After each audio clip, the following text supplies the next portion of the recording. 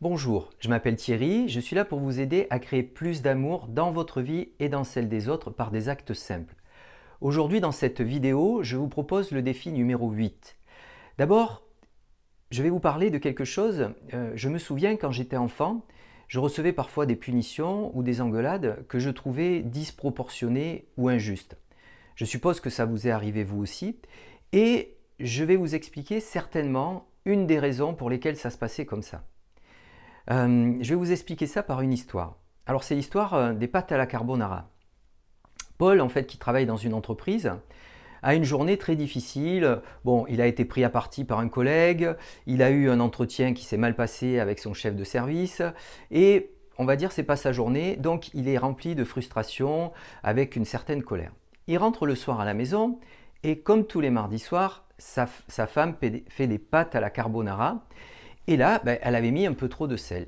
Et Paul ne loupe pas Annie, c'est sa femme, en commençant à lui dire mais tu te rends compte, tous les mardis tu me fais des super pâtes, et là aujourd'hui alors que j'ai une journée difficile, etc. etc.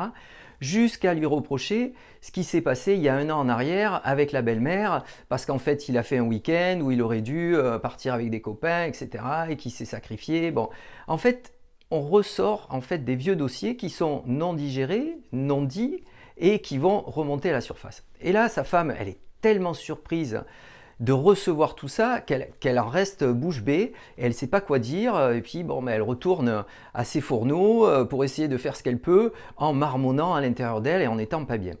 Et puis, habituellement, vous savez, dans les maisons, dans les foyers, il y a toujours des rituels. Habituellement, elle va retrouver son fils pour lui raconter une histoire le soir, et puis finalement, son fils ça va l'aider à s'endormir. Et là, ce soir-là, elle va voir le fils en question, et puis elle lui demande est-ce que tu as fait tes devoirs, etc. Bon, sur un air, on va dire, un peu énervé. Et manque de peau, le fils avait oublié d'apprendre une leçon, elle le sait, donc du coup ça se transforme en engueulade, et il n'y a pas d'histoire qui est racontée, et ça finit finalement, la relation avec le fils est plutôt sur une note d'engueulade. Et le fiston qui lui va se coucher avec ça, habituellement il y a le chien qui vient sur son lit pour s'endormir, et puis après, hop, le fiston s'endort avec le chien qui est à côté. Et là, en fait, il ne trouve rien de mieux que de prendre un soldat qui tire des flèches, et dès que le chien arrive, il lui balance une flèche sur la truffe. Et on peut imaginer la suite de tout ça. Alors ce que je viens de vous raconter là, c'est une chaîne qui, comme vous l'avez vu, la colère de l'un peut entraîner la colère de l'autre, qui va rejaillir sur la colère de l'autre, etc.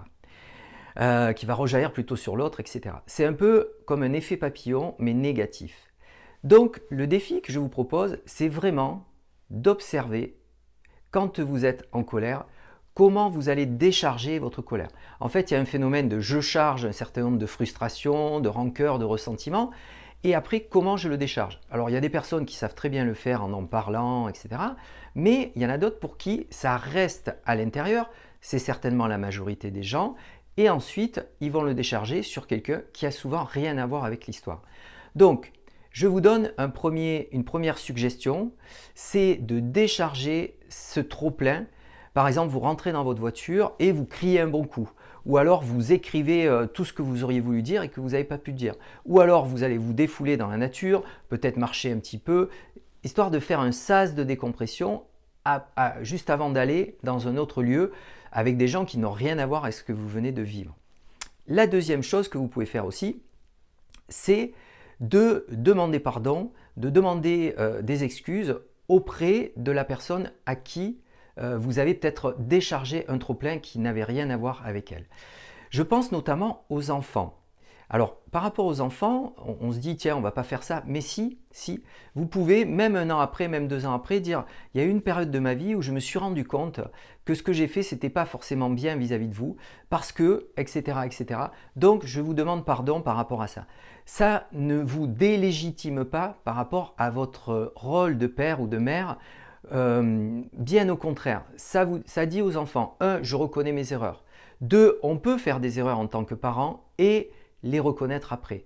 Et 3, ça vous met à un niveau aussi où vous considérez l'autre personne en face comme un être humain sensible qui peut avoir aussi reçu des choses qu'il n'a pas compris et que du coup là vous mettez des mots et vous lui permettez de comprendre quelque chose qui peut être très important pour la suite, finalement de sa construction. Mais ce que je vous dis là, pensez à le faire aussi auprès de proches, auprès de gens que ça peut être des amis, ça peut être votre famille, ça peut être dans votre couple. Évidemment, pensez à faire ça. Donc, je vous lance ce défi qui permet de dire les choses, qui permet aussi d'évacuer avant de faire rejaillir ce trop-plein sur les autres.